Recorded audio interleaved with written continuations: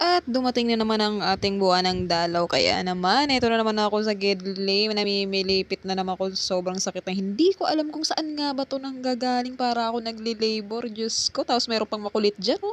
At nabalitaan ko nga pala sa aking friend sa Facebook na nag-take daw siya nitong One Opti Juice. Kaya naman, pag nadating ang kanyang buwan ng dalaw, ay wala siyang nararamdaman na dysmenorrhea. Kaya naman, nag-init ako ng tubig para tunawin muna itong dahil powder ito, mga manay. Isinaling ko ulit siya sa bote, guys, dahil hindi pa nga natunaw lahat. At pagkatapos niya, shinake ko siya sa abot ng makakaya ko, mga manay. At dahil dyan, lalagyan na natin siya ng malamig na tubig. Hanggang daig nga pala, guys, ng bote yung tubig na ilalagay natin. At pagkatapos niyan, para sigurado nga, i-shake mo pa, yan. At yun na nga, makikita mo nga pala, guys, sa likod nito kung paano mo siya iinumin, kung anong oras at ilang sukat ba ng iinumin. Mismong takip na nga ng bote ang gagamitin at pagkatapos na ilalagyan mo siya ng malamig na tubig hanggang mapuno ang baso. Cheers! Ayan, inumin na natin, guys. Kung mahilig ka sa juice, talagang hindi naman siya mahirap inumin dahil wala siyang lasa, hindi siya mapakla. Katamang-tama lang, mga guys, ang lasa. Kaya naman, sana tumalab to.